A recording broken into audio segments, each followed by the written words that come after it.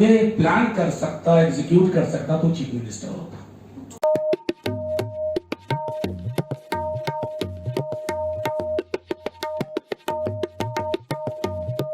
इस मुश्किल दौर में आपको हीरो के लिए फिल्मों में हीरो नहीं मिलेंगे, आपको इन्हीं में हीरो मिलेगा जो आज आपके लिए उन चीजों के लिए सजा काट रहे हैं जिनमें उन्होंने कोई गुनाह ही नहीं किया। कई सारी चीजें हैं, मैं सिर्फ संक्षेप में एक दो बातें कहूंगा। There have been two moments in recent parliamentary history, मैंने कई अपने साथियों से शेयर किया। When the CAA was passed, I still remember the day I had come back home dejected. We have lost the plot of this nation. Second was when the farm laws, not only with the content or the intent or the manner in which they were passed, that was second moment I felt further low. But thanks to the people of this country, not to any political party, they gave hope to Parliament, which was made defunct on both the occasions. The government was not willing to listen to. You all remember those days. What Shaheen Bagh did?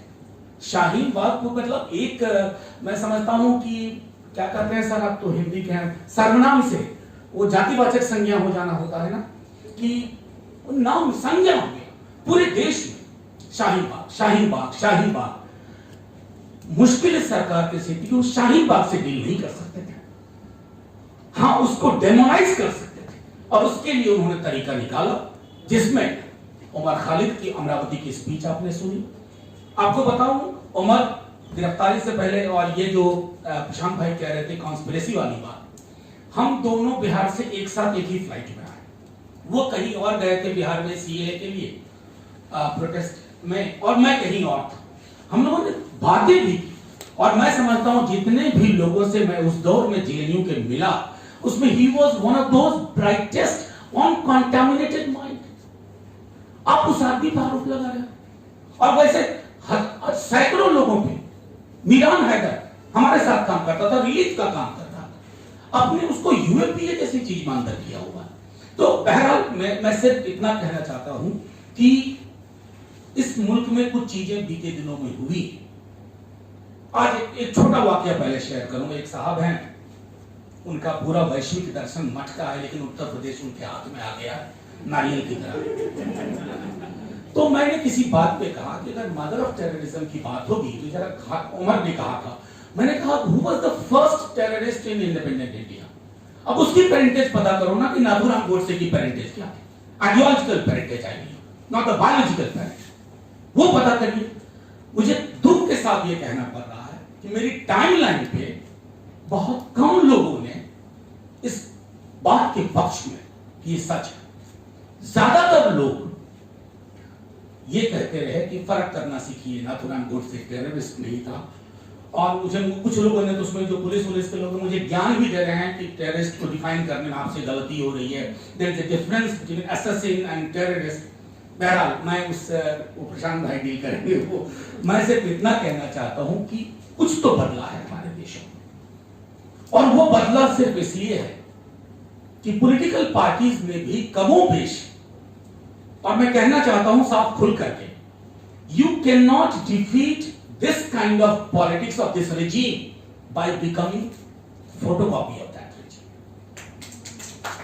ये नहीं होगा, दोनों चीजें नहीं हो सकती है कि मैं वहां मत्था टेक करके वही बातें बोलूंगा लेकिन जुबान थोड़ी अलग होगी। No, people want a clear cut position. That clarity can only come if the civil society puts pressure on it. और मैं जानता हूं जब सीए शाहीन बाग मूवमेंट में, उसको सीए के अलावा शाहीन बाग मूवमेंट भी कहूंगा, जब पूरे उफान पे था, कई पॉलिटिकल पार्टीज को लग रहा था कि हमने गलती कर दी, हम क्यों नहीं दिख रहे हैं। वो पैदा करना होगा, और मैं समझता हूं कि वो हम पैदा कर सकते हैं। दूसरी चीज जो बहुत अनफॉर्चुनेट हुई और जिसको भी हमने होने दिया, पहले मैं खुद यूनिवर्सिटी में जो एक टॉपिक पढ़ाता हूं, state political economy and governance, वहां मैं क्लास में बताता था कि nation, state and its government are three different entities. वो फर्क खत्म हो गया।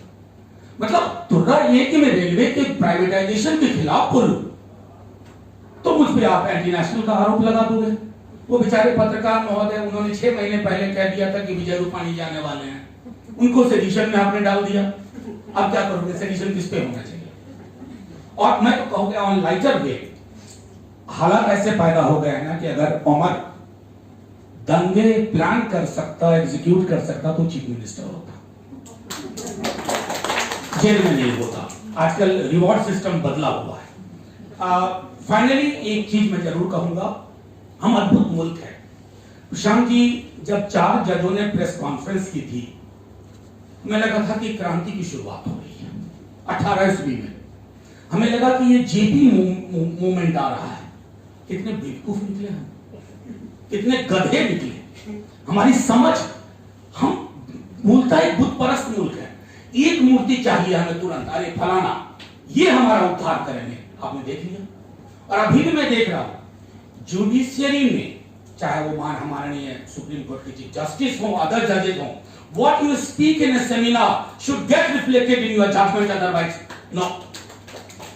That's not how we look at judiciary and expectations from the judiciary.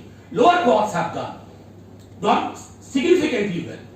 And एक ज्योग्राफी के हमारे टीचर कहते थे कि higher you go cooler we feel. तो आजकल मैं देखता हूं कि lower you go in terms of judiciary, cooler you feel. ये फर्क आया है, इस फर्क को भी खत्म करने की जरूरत है। Thank you very much, Faraji. Thank you very much, everybody. In solidarity, let's dedicate once again to all those unsung heroes of our times. They shall be out and दौर बदलेगा ये। शुक्रिया, जय हिंद।